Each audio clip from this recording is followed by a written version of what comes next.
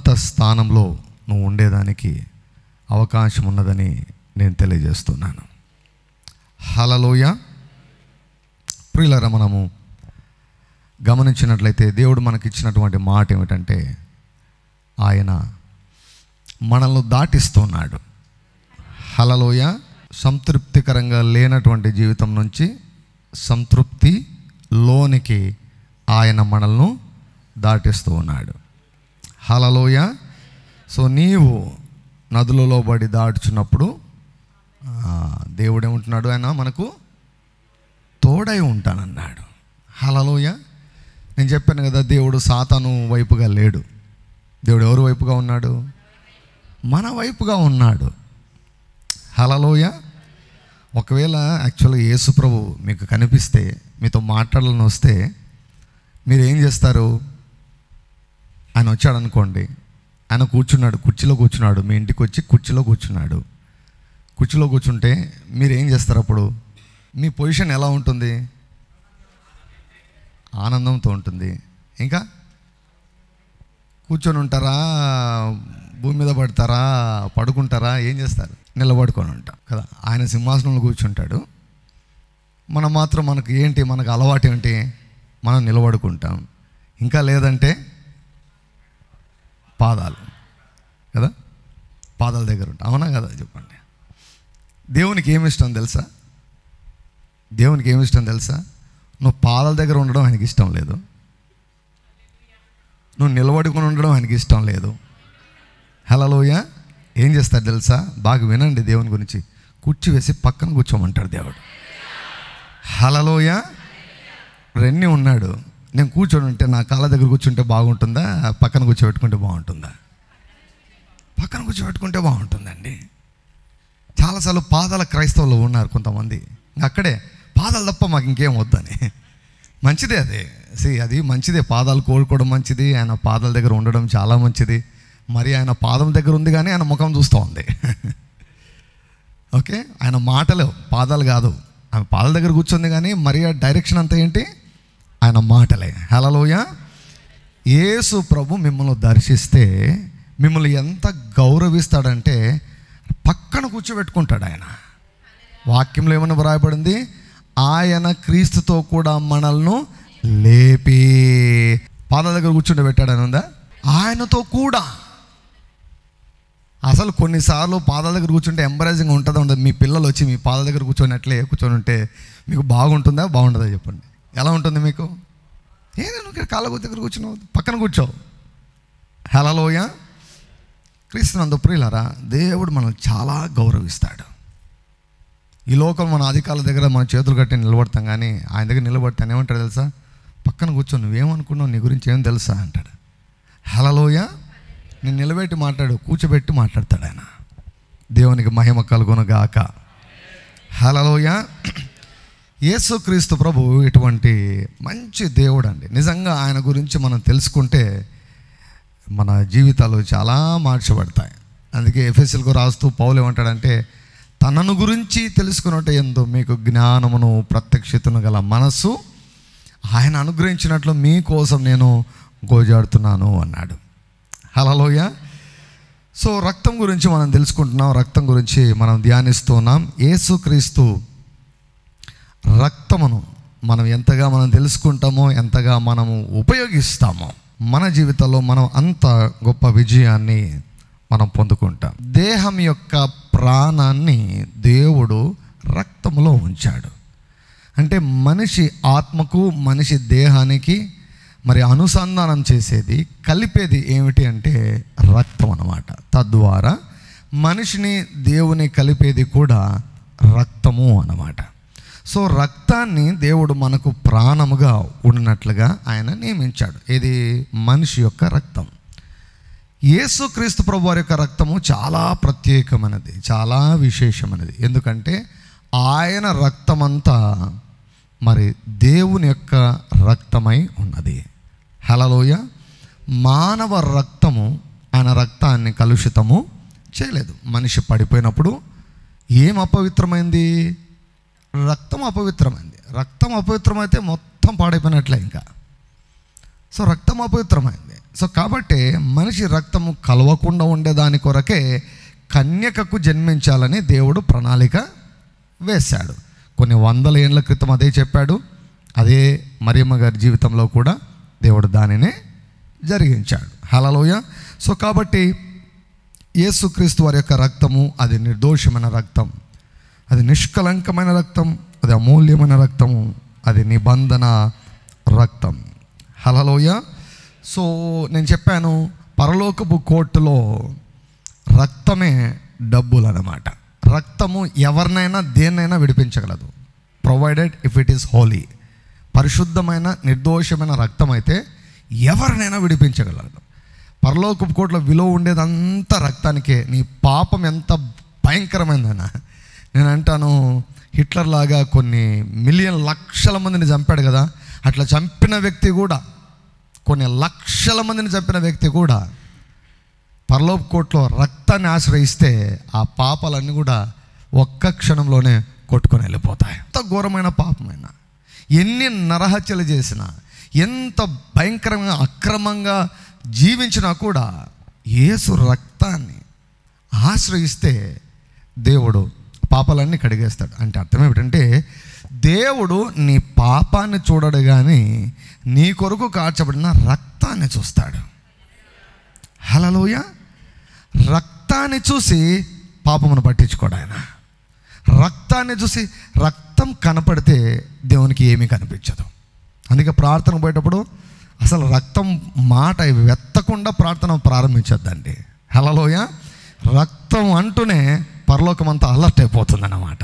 దయ్యంగాడు కూడా అలర్ట్ అయిపోతాడు. అబ్బో, వీడికి తెలుసు, అధికారం తెలుసు, రక్తం గురించి తెలుసు, వీడితో మాత్రం కొంచెం కష్టమే, ఖచ్చితంగా జవాబులు వస్తాయి, ఖచ్చితంగా నాకు మరలా ఓటమి దయచేస్తాడు అని సాతాను కూడా రెడీ అయిపోతాడు అన్నమాట. సో రక్త ప్రోక్షణ చాలా ప్రాముఖ్యం. తర్వాత మనం ధ్యానించాం, రక్తాన్ని దేహానికి ప్రాణంగా మాత్రమే కాదు, మన పాపములు కప్పేదానికి ప్రాయశ్చిత్తముగా అపరాధ రుసుము చెల్లించినట్లుగా దేవుడు రక్తాన్ని మన కొరకు ఆయన ఇచ్చాడు. సో పాత నిబంధన కాలంలో గొర్రెల రక్తము, ఎడ్ల యొక్క రక్తము నిర్దోషమైన రక్తం అన్నమాట. ప్రధాన యాజకుడు ఎప్పుడు కూడా పశువు తీసుకొని రాబడినప్పుడు, గొర్రె కానీ కోడె కానీ ఏదైనా తీసుకొని రాబడినప్పుడు దానిని పరీక్షిస్తాడు. నువ్వెంత భయంకరమైన పాపం చేసావు, సంవత్సరం అంతా ఎంత చండాలంగా జీవించావు, ఎంత పశువులాగా జీవించావు, అసలు వాటిని చూడంట ప్రధాన యాజకుడు. ప్రధాన యాజకుడు చూసేదంతా కూడా నువ్వు తెచ్చిన బలి బాగుందా లేదా, నువ్వు తెచ్చిన గొర్రె పిల్ల బాగుందా లేదా, మచ్చ ఉందా, ఏమైనా రోగం ఉందా, అవిటిదా ఏమైనా అని బలి పశువునే చూస్తాడు కానీ పాపాన్ని చూడడు. ఏమిటి కారణం? ఇదంతా ఎక్కడి నుంచి వచ్చింది? దయ్యంగాడి నుంచి వచ్చింది. అందుకే దేవుడు కనికరం చేత కదిలించబడి రక్తాన్ని నీకు ఆశ్రయంగా దేవుడు దయచేశాడు. హల్లెలూయా. సో దాని కొరకే దేవుడు రక్తాన్ని మన కొరకు దయచేశాడు. మరొక మాట మనం ధ్యానించడం ఏమిటంటే, రక్తము ఒక వ్యక్తి. హల్లెలూయా. హేబేలు రక్తం మాట్లాడిందంట. ఆత్మ దేవుని సన్నిధికి వెళ్తే ఆయన రక్తం మొరపెడుతుందంట. అంటే అర్థం ఏంటి? రక్తము ఒక వ్యక్తి. సాక్ష్యం ఇచ్చేవారు ముగ్గురు, ఆత్మయు, నీళ్లును, రక్తమును. ఈ ముగ్గురు ఏకీభవించుచున్నారు అంటాడు. ముగ్గురు అంటున్నాడు, మూడు అనడం లేదన్నమాట, ముగ్గురు. సో రక్తము ఒక వ్యక్తి. ఆ రక్తము ఈరోజు కూడా సజీవంగా ఉన్నది. The blood of Jesus Christ is alive. The Spirit of Christ is alive. The Word of Christ is alive. క్రీస్తు యొక్క వాక్యము సజీవముగా ఉన్నది. క్రీస్తు యొక్క ఆత్మ సజీవముగా ఉన్నాడు. క్రీస్తు యొక్క రక్తము ఇప్పటికీ సజీవముగా ఉన్నది. సజీవంగా ఉన్నదంటే కదులుతూ ఉంటుంది అన్నమాట, ఇంకా స్వరం ఉందన్నమాట, ఇంకా పని చేస్తుందన్నమాట, ఇంకా మాట్లాడుతుందన్నమాట, ఇంకా కార్యము చేస్తుంది, కార్యము చేయగలదు అన్నమాట. హల్లెలూయా. హెబ్రీయులకు రాసిన పత్రిక 9వ అధ్యాయము 18వ వచనం నుండి, ఇందుచేత మొదటి నిబంధన కూడా రక్తము లేకుండా ప్రతిష్ఠింపబడలేదు. ధర్మశాస్త్ర ప్రకారం మోషే ప్రతి ఆజ్ఞను ప్రజలతో చెప్పిన తరువాత ఆయన నీళ్లతోనూ రక్తవర్ణము గల గొర్రెబొచ్చుతోనూ హిస్సోపుతోనూ కోడెల యొక్కయో మేకల యొక్కయో రక్తమును తీసుకొని దేవుడు మీ కొరకు విధించిన నిబంధన రక్తం ఇదే అని చెప్పుచు గ్రంథము మీదను ప్రజలందరి మీదను ప్రోక్షించను. అదే విధముగా గుడారము మీదను సేవాపాత్రలన్నిటి మీదను ఆ రక్తమును ప్రోక్షించును. మరియు ధర్మశాస్త్ర ప్రకారము సమస్త వస్తువులు రక్తము చేత శుద్ధి చేయబడిననియు, రక్తము చిందింపబడకుండా పాప క్షమాపణ కలుగదనియు సామాన్యముగా చెప్పవచ్చును. గ్రంథము పైన రక్త ప్రోక్షణ అవసరమైంది. That means without the sprinkling of the blood the word is lifeless. రక్త ప్రోక్షణ లేకుండా గ్రంథానికి కూడా జీవం లేదన్నమాట. అందుకే దేవుడు ఏం చెప్పాడు, దాన్ని గ్రంథం పైన కూడా ప్రోక్షించమన్నాడు. సో ఆ గ్రంథం ఎవరు? ఇప్పుడు వాక్యమే. ఎవరు ఆ గ్రంథము? యేసు ప్రభు. హల్లెలూయా. ఆది యందు వాక్యం ఉండెను, వాక్యము దేవుని యొద్ద ఉండెను, వాక్యమే దేవుడు ఉండెను.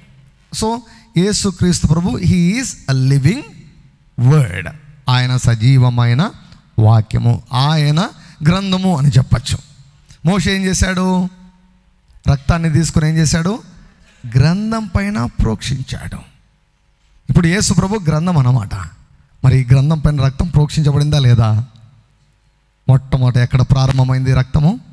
గెత్సెమనే తోటలో ప్రారంభమైంది. అసలు అంతవరకు భయం అంటే ఏమిటో తెలియదండి యేసయ్యకి. ఆందోళన అంటే ఏమిటో తెలియదు, టెన్షన్ అంటే ఏమిటో తెలియదు. కొంతమందికి ధైర్యం అంటే ఏమో తెలియదు, కొంతమందికి నెమ్మదిగా ఉండడం అంటే ఏమిటో తెలియదు, సమాధానం అంటే ఏమిటో తెలియదు కొంతమందికి. కానీ యేసయ్యకి భయం అంటే ఏమిటో తెలియదు. మొత్తం బోట్లకి మొత్తం నీళ్ళు వచ్చాయి. వాక్యంలో ఏముందంటే వారు అపాయకరమైన స్థితిలో ఉండిరి. కానీ యేసయ్య ఏం చేస్తున్నాడు?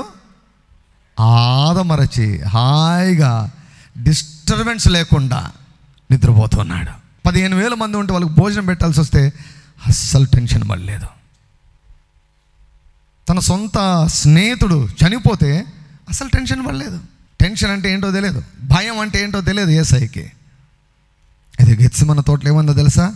నా భయము, మీ భయము, మన ఒత్తిళ్ళు మనం ఎదుర్కొంటున్నాం కదా, ఇవన్నీ చేసి దేవుడు ఏం చేశాడంటే ఆయన పని వేసేసాడు. యేసు, నువ్వు ఒక్కడవే తట్టుకోగలవు, ఎవరు తట్టుకోలేరు. వీళ్ళను టెన్షన్ నుంచి విడిపించాలంటే, వీళ్ళను బాధ నుంచి విడిపించాలంటే, ఈ ప్రజలను వేద నుంచి విడిపించాలంటే నువ్వు భరించాలి, తప్పదు, ఇంకంతే. No option, no other way అన్నప్పుడు ప్రభువు, అయినను నా చిత్తము కాదు నీ చిత్తమే సిద్ధించునుగాక. హల్లెలూయా. అప్పుడు ఏమైందో తెలుసా? మన యొక్క వేదన, మన యొక్క భయాలు, మన యొక్క ఆందోళన ఇవన్నీ కూడా ఆయన పైన గెత్సెమనే తోటలో మోపబడినప్పుడు ఆయన ఏమన్నాడు తెలుసా? మరణమగునంతగా నా ప్రాణము బహు దుఃఖంలో మునిగిపోయింది అన్నాడు. ఆయన మరింత వేదన పడ్డాడంట. ఆ వేదనకు తట్టుకోలేక నరాలు చిట్లయ్యాయంట. కాబట్టి చెమట బదులు ఏమొచ్చింది? గొప్ప రక్త బిందువులు అన్నమాట. సజీవమైన వాక్యమైన యేసయ్య పైన రక్తము ప్రోక్షించబడింది. ఆనాడు గ్రంథం పైన రక్తం ప్రోక్షించబడింది. గెత్సెమనే తోటలో దేవుడే ఆ రక్తాన్ని బయటికి తీసుకుని వచ్చి ఆ యొక్క వ్రాయబడిన వాక్యం పైన, వాక్యమైన దేవుని కుమారుని పైన రక్తం ప్రోక్షించడం జరిగింది. Hallelujah. Jesus Christ is the living word and God sprinkle the blood of Jesus on Jesus Christ. Gethsemane తోటలో అక్కడ మొదలైందండి ఆయన టెన్షన్ జీవితం అంతా. ఆయన శాపగ్రస్తమైన జీవితం అంతా అక్కడ మొదలైంది. ఆయన వ్యాధులన్నీ అక్కడ మొదలయ్యాయి. ఆయన చేతగాని ఈ పరిస్థితి అంతా అక్కడ మొదలైంది. బలహీనతలన్నీ అక్కడ చుట్టుముట్టాయి అన్నమాట. అందరివి, మనందరి యొక్క భ్రష్ట జీవితాలన్నీ కూడా ఆయన పైన మోపబడ్డాయి. తట్టుకోలేకుండా పోయాడు, ఒంటరి అయిపోయాడు, ఒంటరి జీవితాన్ని అనుభవిస్తున్నాడు, ఎవ్వరు లేరు. సో ప్రధాన యాజకుల దగ్గరికి, పిలాతు దగ్గరికి తీసుకుని వెళ్ళారు. తర్వాత ఏం చేశారు తెలుసా? కొరడాలతో కొట్టించేదానికి అప్పగించారు. అప్పుడేమైంది తెలుసా? దాదాపు 39 కొరడా దెబ్బలు, ఇనుప కొక్కెళ్ళు ఉంటాయి, వాటితో కొట్టినప్పుడు మాంసము రక్తము చిమ్మింది. గ్రంథం పైన రక్తాన్ని మోషే ఆ రోజు ప్రోక్షించాడు. దేవుడు కొరడాలతో కొట్టించింది సాతాను కాదు, కొరడాలతో కొట్టించింది దేవుడు. నిన్ను కొట్టకుండా ఆయన కొట్టాడు, నన్ను కొట్టకుండా ఆయన కొట్టాడు. అందుకే మరలా కొడలతో ఏం కొట్టాడు దేవుడు. హల్లెలూయా. ఎప్పుడు? రక్తాన్ని ఆశ్రయిస్తే. రక్తాన్ని ఆశ్రయిస్తే సాతానికి ఏం జరిగిందో తెలుసు. శిలువ దగ్గర ఏం జరిగిందో దేవునికి తెలుసు. శిలువ దగ్గర ఏం జరిగిందో సాతానుకు బాగా తెలుసు. శిలువ దగ్గర ఏం జరిగిందో నీకు తెలుసా? నీకు తెలిసిందని సాతానుకు తెలిస్తే నువ్వంటే భయపడడం వాడు ప్రారంభిస్తాడు. హల్లెలూయా. Satan must know that you have come to understand what happened on the cross. ఎంతగా ఆయన కొరడలతో కొట్టారంటే ఆయన ఎముకలు కనపడుతున్నాయంట. ఎముకలు కనపడుతున్నాయి, ఎముకలు స్థానం తప్పాయంట. ఉదాహరణకి ఇక్కడ కొరడలతో కొట్టారనుకోండి, ఏమవుతాయి? రిప్స్ అన్ని కూడా, బర్రె ఎముకలు అన్నీ కూడా ఏమవుతాయి? బయటకు వస్తాయండి. స్థానం తప్పాయి అంటాడు. ఒక ఎముక కూడా విరిగిపోలేదు, కానీ ఎముకలు స్థానం తప్పాయంట. సో యేసు ప్రభు యొక్క ఎముకలు అన్నీ కూడా స్థానం తప్పాయంట. అంతగా కొట్టారు, అంత క్రూరంగా కొట్టారు ఆయన్ని. అసలు ఏ మనుషుడు చూడలేని వాడిగా ఉన్నాడు. యాక్చువల్గా మనం గమనిస్తే ఆనాడు మోషే రక్తాన్ని గ్రంథం పైన ప్రోక్షించినప్పుడు రక్తమే కనిపించేది. యేసు ప్రభువును సిలువ దగ్గర చూస్తే, సిలువకు ముందు చూస్తే రక్తం తప్ప ఏం కనిపించడం లేదన్నమాట. ఏంటి? నా ఎముకలన్నీ నేను ఎంచగలను అంటాడు, కౌంట్ చేయగలను. I can count my bones. 1 2 3 4 5 రక్తం చిందించబడింది కోరడలతో కొట్టినప్పుడు. తర్వాత ఏం చేశారు? ముళ్ళతో కిరీటాన్ని వెళ్ళారు.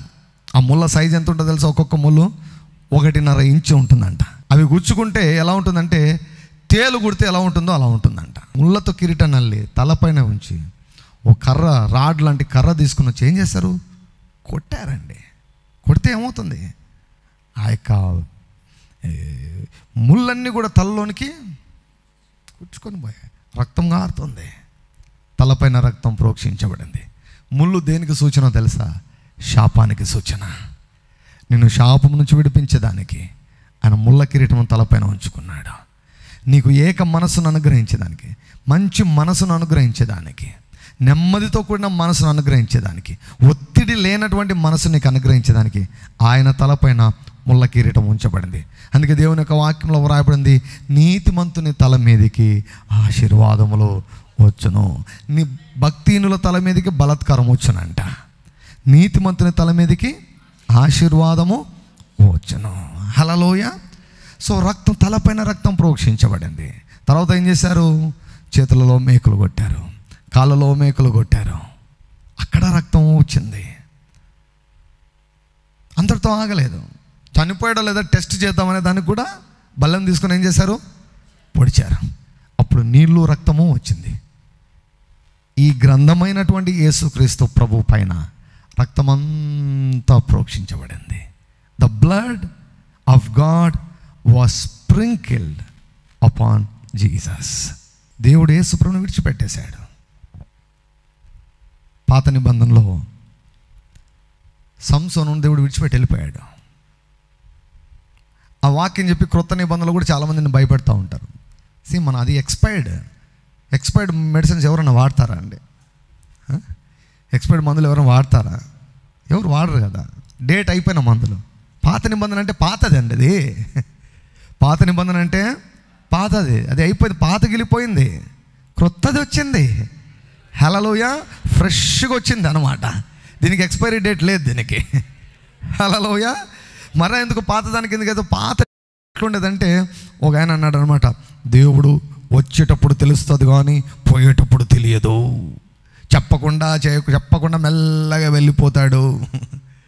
ఎందుకంటే సంసోను జీవితంలో ఏం జరిగిందంటే, యెహోవా అతనిని ఎడబాసనని అతనికి తెలియలేదు. సైలెంట్గానే వెళ్ళాడు. అది అవును, పాత నిబంధనలో జరిగింది. పాత నిబంధన మందసాన్ని పట్టుకుంటే చచ్చిపోయారు పాత నిబంధనలో. ఈరోజు బైబిల్ పట్టుకుంటే ఎవరు చావడం లేదా మరి? ఏమండి? సో కాబట్టి పాత నిబంధన పాతది. ఎంత తీసుకోవాలో అంత తీసుకోవాలి. చేపని తిన్నట్టు తినాలి. హల్లెలూయా. ముళ్ళు తీసి మాంసాన్ని తినాలి. ముళ్ళు తింటే గొంతులో ఇరుక్కుంటాయి. గొంతులో ఇరుక్కుంటే చాలా కష్టం. గొంతులో ఇరుక్కున్నటువంటి వాటిలో అత్యంత కష్టమైనది ఏమిటంటే చేప ముళ్ళు అనమాట. చేప ముళ్ళు ఇరుక్కుంటే చాలా కష్టం. కొంతమంది చచ్చిపోయిన వాళ్ళు కూడా ఉన్నారనమాట. కొన్ని ముళ్ళులు ఉన్నాయి పాత నిబంధనలో, అవి నాట్ అప్లికబుల్ నౌ. ఇప్పుడు మనకు అవి ఉపయోగపడవు. ముళ్ళని తీసేశాడు, ముళ్ళుని విరిచేశాడు ఆయన యేసయ్య. హల్లెలూయా. క్రొత్త నిబంధన మొత్తం మాంసాన్ని పెట్టాడు ఆయన. హల్లెలూయా. సో కాబట్టి క్రొత్త నిబంధనలో దేవుని యొక్క వాక్యం ఆధారంగా నేను చెప్తున్నాను ఏమిటంటే, ఆయన నిన్ను విడువడు, ఎన్నడను ఎడబాయడు. He will never leave you nor forsake you. నేను ఒక ధైర్యంగా ఒక మాట చెప్తున్నాను, నువ్వు తప్పు చేసినా కూడా వదిలిపెట్టాడు, నీవు పాపం చేసినా ఆయన వదిలిపెట్టాడు. అయితే నీవు ఆయన సన్నిధిని పోగొట్టుకుంటావు, నీవు వేదన చేత నింపబడతావు, కానీ ఆయన మాత్రం నిన్ను వదిలిపెట్టాడు. ఎందుకు? ఆయన ఏం చెప్పాడు? నిన్ను విడువను, నేను ఎన్నడను ఎడబాయను. హల్లెలూయా. నీకై నువ్వు దేవా నువ్వు నాకొద్దు అంటే తప్ప ఆయన వెళ్ళడు. ఒత్తిడిలో అన్నా కూడా పోడు. నా కుమారుడు ఒత్తిడిలో ఉన్నాడు కాబట్టి అలా మాట్లాడలే అని అర్థం చేసుకుంటాడు ఆయన. ఒత్తిడిలో కాకుండా అన్నీ బాగుండి, అన్ని సెన్సెస్ పని చేస్తుండి, అన్నీ బాగుండి, అన్నీ చక్కగా ఉండి, ప్రభువా నీతో కష్టం లేదు స్వామి, వద్దులే ప్రభువా నువ్వు వద్దు నాకు అని బాగా స్పృహలో ఉండి నువ్వు చెబితే అప్పుడు వెళ్ళిపోతాడు. అర్థవంతంగా నువ్వు చెబితే వెళ్ళిపోతాడు. ఈవెన్ ఆత్మీయంగా కొత్తగా జన్మించిన వారు శోధనలు తట్టుకోలేక నాకు క్రైస్తవత్వం వద్దు, నువ్వు వద్దు, ఏమొద్దు ప్రభు అన్న కూడా ఆయన పోడు. హల్లెలూయా. ఆత్మీయంగా పసిపిల్లలను ఆయన వదిలిపెట్టాడు. ఒకవేళ మానసిక ఒత్తిడి ఎక్కువై దేవుని పైన సనిగినా కూడా ఆయన వదిలిపెట్టాడు. హల్లెలూయా. నీవు పూర్తిగా స్పృహతో ఫుల్ కాన్షియస్గా ఉండి, యేసు ప్రభువా నువ్వు వద్దు ప్రభువా నాకు లోకమే కావాలి, నేను లోకానుసారంగా జీవించాలి, నా శరీరాశ ప్రకారం నేను జీవించాలంటే అప్పుడు ఆయన నీ కోరిక చొప్పున నిన్ను గౌరవించి, ఓకే నువ్వు అలా గౌరవుకుంటున్నావు కాబట్టి నేనేం చేయగలను చెప్పి పక్కకు తప్పుకుంటాడు. ఆయన నిన్ను విడవడు. అందరు చెప్పండి, ఎన్నడు. ఈరోజు ఎడబాయాడు, ఈ వారమంతా ఎడబాయాడు, ఈ సంవత్సరం అంతా ఎడబాయాడు, వచ్చే 5 ఏళ్ళు నన్ను వదిలిపెట్టాడు. ప్రభు ఏమన్నాడు? ఇదిగో యుగ సమాప్తి పర్యంతం నేను మీకు తోడై ఉన్నాను. Jesus will never leave us nor forsake us. మనం వదిలిపెట్టాడు, ఎన్నడూ కూడా ఎడబాడు. దేన్ని బట్టి? ఆ రోజు తండ్రి అయిన దేవుడు యేసయ్యను వదిలిపెట్టాడు కాబట్టి. సంసోను ఎందుకు వదిలిపెట్టవలసి వచ్చింది? యేసయ్య బలియాగం లేదు కాబట్టి. ఒకవేళ వదిలిపెట్టినా మరలా వచ్చాడా లేదా? పశ్చాత్తాపడినప్పుడు వచ్చాడా లేదా? సంసోను తన జీవితకాలం అంతా చేయనటువంటి కార్యాన్ని ఒక్క రోజులో జరిగించాడా లేదా? హల్లెలూయా. అభిషేకం వస్తే అదే జరుగుతుంది. జీవితకాలం అంతా చేయలేదు, ఒక్క రోజులో చేయగలవు. సంవత్సరాలు పట్టే కార్యము ఒక నెలలోనే అయిపోతుంది. నెలలు పట్టే కార్యము దినాల్లోనే అయిపోతాయి. దినాలు పట్టే కార్యము సెకండ్లలో అయిపోతాయి. That is the power of anointing, and anointing is the ability of God. అభిషేకం అంటే దేవుని యొక్క సామర్థ్యం.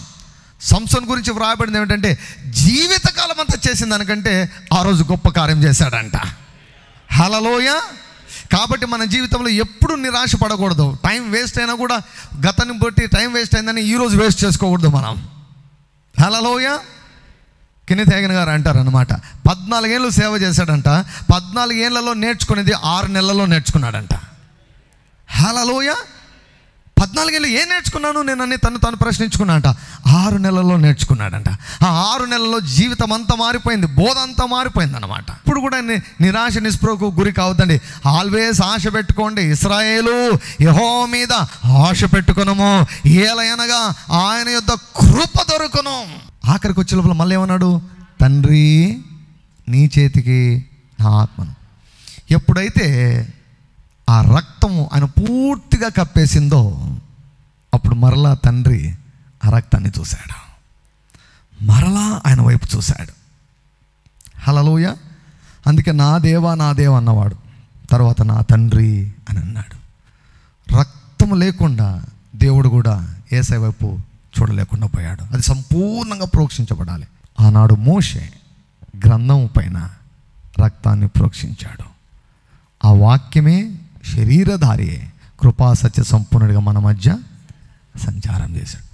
ఆ యొక్క వాక్యం పైన ఏం చేశాడు తెలుసా? దేవుడు ఆ శరీరం లోపల ఉన్నటువంటి పరిశుద్ధమైన రక్తాన్ని తీసుకొని ప్రోక్షించాడన్నమాట. Jesus was accepted when the blood was sprinkled upon himself. ఎప్పుడైతే ఆ పరిశుద్ధమైన నిర్దోషమైన కలంకం లేని మచ్చలేని డాగులేని రక్తము యేసయ్య పైన ప్రోక్షించబడిందో అప్పుడే ఆయన పరలోకంలో అంగీకరించబడ్డాడు. అప్పుడే ఆయనను బట్టి మనమందరం కూడా తప్పించుకున్నామండి. మనల్ని తప్పించాడు. ఈ మధ్యలో నేను ఒక చిన్న ఒక పోస్ట్ చూసాను ఫేస్బుక్లోనే. ఎక్కడ దానికి పెద్ద అవార్డు వచ్చిందనమాట. వరల్డ్లోనే నంబర్ 1 అవార్డు వచ్చిందనమాట. ఏమిటంటే ఒక దుప్పి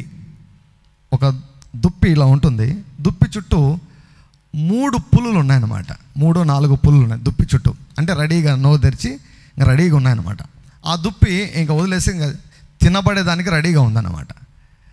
దాన్ని యాక్చువల్గా ఫోటో తీస్తున్నాను అనమాట ఆయన. ఎందుకు అని చూస్తే యాక్చువల్గా ఈ తల్లి దుప్పితో పాటు ఒక పిల్లలు ఉన్నాయంట, 2-3 దుప్పులన్నీ పిల్లలు ఉన్నాయన్నమాట.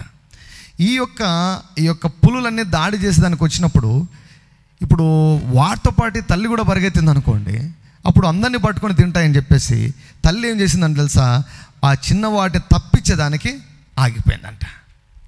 ఎప్పుడైతే తల్లి దుప్పి ఆగిపోయిందో ఈ యొక్క పులులన్నీ కూడా ఆగిపోయి తల్లిని పట్టుకున్నాయి అనమాట. పిల్లలన్నీ కూడా తప్పించుకొని వెళ్ళిపోతుంటే ఆ దుప్పి ఇలా చూస్తూ ఉంటుందన్నమాట. సంతోషంతో పిల్లలు తప్పించుకొని పోతుంటే చూస్తూ ఉంటుంది. అది ఫోటో తీశాడనమాట. ఆ ఫోటో తీసే మనిషి ఏడుస్తూ అంటే చూస్తుండగానే ఆ పులులన్నీ కూడా తల్లిని తినేసాయన్నమాట. ఈ పిల్ల దుప్పులు మాత్రం అన్నీ తప్పించుకున్నాయి అనమాట. దానికి వరల్డ్లో నంబర్ 1 ఫోటోగ్రఫీ అవార్డు మన ఈ మధ్యన వచ్చిందనమాట. నంబర్ 1 ర్యాంక్ ఇచ్చారనమాట. సో అలా యేసు ప్రభు ఆయన తినబడే మనల్ని విడిపించాడు. మీ పక్కలతో చెప్పండి, నువ్వు తప్పించుకున్నావు అని చెప్పండి. హల్లెలూయా. అందుకేనా అన్నాడు, ఆయన ఇరుక్కున్నాడు, మనల్ని విడిపించాడు. హల్లెలూయా. అందుకే ఇంత ప్రేమించినటువంటి యేసు ప్రభును మనం ఎంత ప్రేమిస్తాం. అందుకే ఆయనే మనల్ని ప్రేమించాడు కనుక మనము ఆయనను ప్రేమించ బద్దులమై ఉన్నాము. ఆనాడు మోషే రక్తాన్ని తీసుకొని గ్రంథం పైన ప్రోక్షించాడు. క్రొత్త నిబంధనలోకి వచ్చే లోపల దేవాది దేవుడే యేసు ప్రభులో ఉన్న రక్తాన్ని బయటకు తీసి ఆయన శరీరం అంతా కూడా ప్రోక్షించడం జరిగినది. రక్తము లేకుండా పరలోకము తెరవబడదు. రక్తము లేకుండా పరలోకము మనం భూమి వైపుగా స్పందించదు. ఈ యొక్క పరిశుద్ధమైన రక్తాన్ని మన కొరకు ఇచ్చినటువంటి దేవదేవుడికి యుగ యుగంలో మహిమ కలుగును గాక. ఆమేన్. ప్రియులారా, మీరు తిరిగి జన్మించారా? ప్రభువైన యేసుక్రీస్తు వారిని మీరు స్వంత రక్షకునిగా మీరు అంగీకరించారా? ఒకవేళ లేనట్లయితే ఇది మిక్కిలి అనుకూల సమయమని నేను తెలియజేస్తున్నాను. యేసుక్రీస్తు ప్రభును మీ స్వంత రక్షకునిగా ఇప్పుడే మీరు అంగీకరించి శాపము నుండి, నరకము నుండి, తీర్పు నుంచి మీరు ఎన్నటెన్నటికీ విడుదల పొందుకోవాలని నేను ఎంతగానో కోరుకుంటున్నాను. దేవుడు మిమ్మల్ని దీవించును గాక. ఆమేన్. ఈ ప్రోగ్రామ్ మీకు దీవెనకరంగా ఉన్నదని నమ్ముచున్నాము. మా address RDJ Ministries, Calvary Faith Church, Krishnapuram 0 Road, Tadipatri, Anantapur district, Andhra Pradesh. మా ఫోన్ నంబర్ 94400031 మరి యొక్క number 94400041. Thank you very much for watching our programme.